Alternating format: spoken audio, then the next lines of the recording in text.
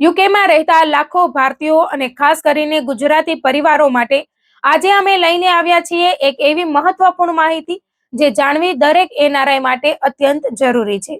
જો તમે યુકેમાં નોકરી કરો છો, બિઝનેસ કરો છો અથવા વર્ષોથી ત્યાં રહેતા હોય અને દર મહિને અથવા સમયાંતરે તમારા પરિવારને ભારતમાં પૈસા મોકલો છો, તો તમારા માટે યુકેના કાયદા, ભારતના નિયમો, આરબીઆઈની ગાઈડલાઇન્સ, ફેમાના નિયમો અને ટેક્સ સંબંધિત બાબતોની સંપૂર્ણ સમજ હોવી ખૂબ જરૂરી છે. ઘણી વખત સોશિયલ મીડિયા પર એવી અફવાઓ ફેલાતી હોય છે કે યુકેથી ભારતમાં પૈસા મોકલવા પર ભારે ટેક્સ લાગે છે અથવા મોટી રકમ મોકલવાથી અકાઉન્ટ સીલ થઈ જાય છે. પરંતુ શું આ વાતો સાચી છે?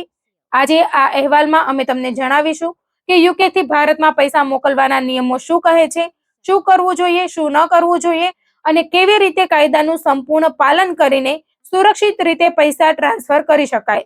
સૌથી પહેલા સૌથી મહત્વનો પ્રશ્ન કે શું યુકેથી ભારતમાં પૈસા મોકલવા કાયદેસર છે? તેનો જવાબ છે હા. જો તમે યુકેમાં કાયદેસર રીતે રહો છો અને તમારી કમાણી કાયદેસર સ્ત્રોતમાંથી છે, તો તમે ભારતના તમારા પરિવારને તમારા પોતાના બેંક ખાતામાં અથવા અન્ય માન્ય હેતુઓ માટે પૈસા મોકલી શકો છો. યુકેમાં માત્ર પૈસા ભારત મોકલવા બદલ કોઈ અલગ રેમિટન્સ ટેક્સ લાગતો નથી.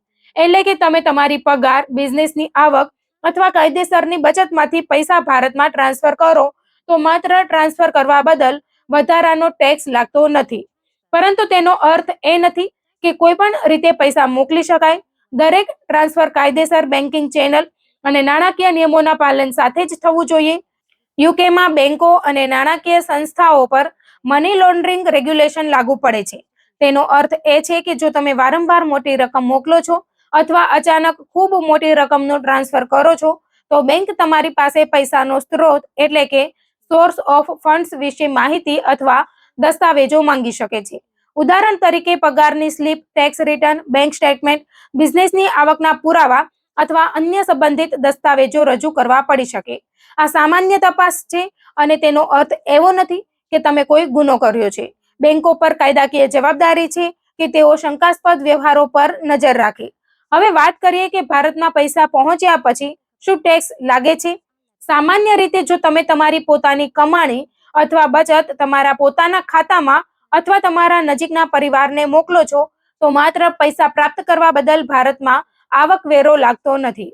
એટલે કે તમે યુકેમાં નોકરી કરીને કમાયેલા પૈસા તમારા માતા-પિતા, પત્ની, સંતાનો અથવા તમારા પોતાના ભારતીય બેંક ખાતામાં મોકલો છો, તો તે માત્ર ટ્રાન્સફર હોવાથી આવક તરીકે ગણાતું નથી.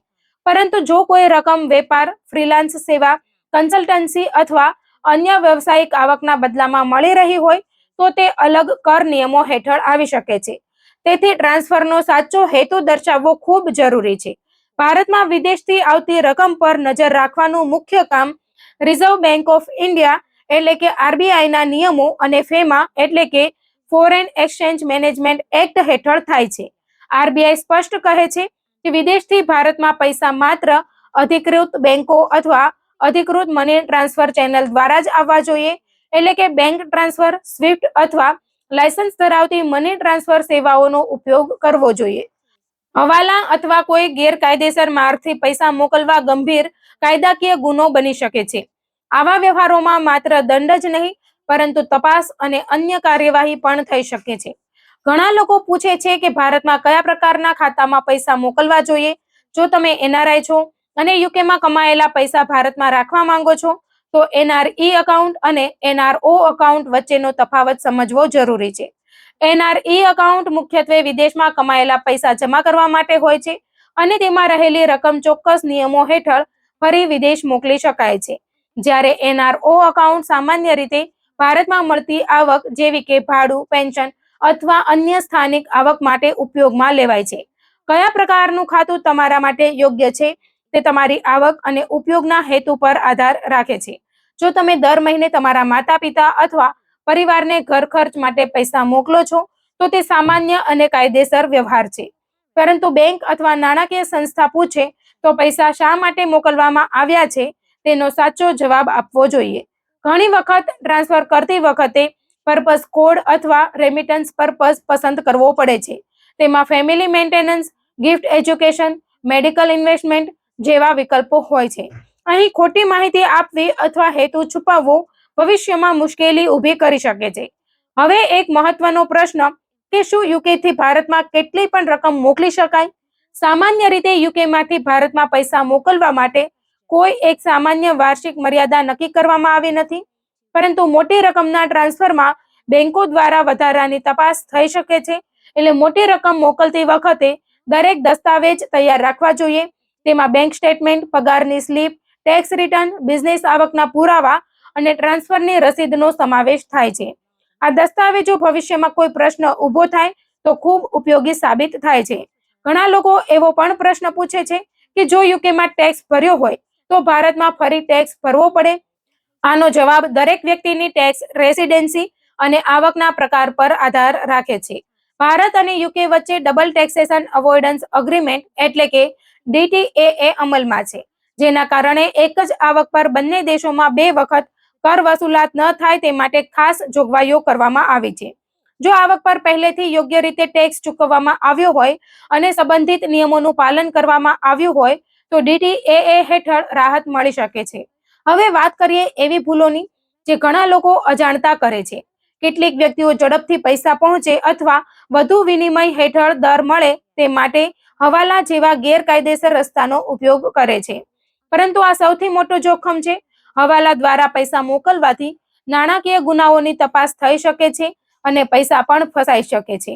એટલા માટે હંમેશા માત્ર અધિકૃત બેંક અથવા લાયસન્સ ધરાવતી મની ટ્રાન્સફર સેવા જ પસંદ કરવી જોઈએ. બીજી મોટી ભૂલ એ છે કે લોકો ટ્રાન્સફરનો ખોટો હેતુ દર્શાવે છે અથવા બીજાના ખાતાનો ઉપયોગ કરે છે. આવી પ્રવૃત્તિઓથી ભવિષ્યમાં બેન્કિંગ સંબંધિત ગંભીર સમસ્યાઓ ઊભી થઈ શકે છે.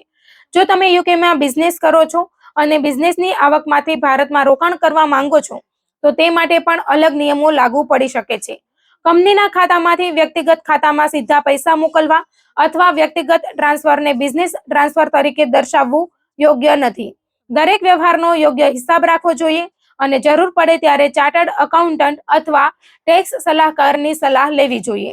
ભારતમાં પૈસા પ્રાપ્ત કરનાર વ્યક્તિએ પણ કેટલીક બાબતોનું ધ્યાન રાખવું જોઈએ. જો બેંક ટ્રાન્સફર વિશે પૂછપરછ કરે તો સંપૂર્ણ અને સાચી માહિતી આપવી જોઈએ. જો પૈસા ગિફ્ટ તરીકે મળ્યા હોય તો તે જ જણાવવું જોઈએ અને જો પરિવારના ખર્ચ માટે મળ્યા હોય તો તેનો પણ સ્પષ્ટ ઉલ્લેખ કરવો. તમામ બેંક સ્ટેટમેન્ટ અને ટ્રાન્સફરની વિગતો સાચવી રાખવી જોઈએ જેથી ભવિષ્યમાં કોઈ સ્પષ્ટતા કરવાની જરૂર પડે તો સરળતા રહે. આજના સમયમાં ઓનલાઈન મની ટ્રાન્સફર ખૂબ સરળ બની ગયું છે, પરંતુ સરળતા સાથે જવાબદારી પણ આવે છે. હંમેશા વિશ્વસનીય અને લાયસન્સ ધરાવતી સેવા પસંદ કરો. ટ્રાન્સફર પહેલા વિનિમય દર અને સર્વિસ ચાર્જની તુલના કરો. દરેક વ્યવહારની રસીદ સાચવો અને ક્યારેય અજાણ્યા વ્યક્તિના કહેવા પર પોતાના બેંક ખાતાનો ઉપયોગ ન કરો. જો કોઈ વ્યક્તિ તમને પોતાના ખાતામાં પૈસા મંગાવીને આગળ મોકલવાનું કહે તો આવી ઓફરથી દૂર રહેવું જોઈએ, કારણ કે આવી પ્રવૃત્તિઓ મની લોન્ડરિંગ સાથે જોડાયેલી હોઈ શકે છે. અંતમાં સૌથી મહત્વની વાત એ છે કે યુકેથી ભારતમાં પૈસા મોકલવા સંપૂર્ણપણે કાયદેસર છે, પરંતુ દરેક ટ્રાન્સફર પારદર્શક અને દસ્તાવેજીકૃત હોવો જોઈએ. કાયદેસરની કમાણીમાંથી અધિકૃત બેન્કિંગ ચેનલ દ્વારા પૈસા મોકલો. ટ્રાન્સફરનો સાચો હેતુ દર્શાવો. તમામ દસ્તાવેજો સાચવી રાખો. હવાલા જેવી ગેરકાયદેસર પદ્ધતિથી દૂર રહો અને RBI તથા ફેમાના નિયમોનું પાલન કરો. આમ કરવાથી તમે કોઈ પણ કાયદાકીય મુશ્કેલીથી બચી શકશો અને તમારા પરિવાર સુધી સુરક્ષિત રીતે પૈસા પહોંચાડી શકશો. જો તમે પણ યુકેમાં રહો છો અથવા તમારા કોઈ સગા સંબંધીઓ યુકેમાં રહે છે અને તેઓ ભારતમાં નિયમિત પૈસા મોકલે છે તો આ માહિતી તેમના સુધી જરૂર પહોંચાડો, કારણ કે યોગ્ય માહિતી જ તમને આર્થિક અને કાયદાકીય મુશ્કેલીઓથી સુરક્ષિત રાખી શકે છે.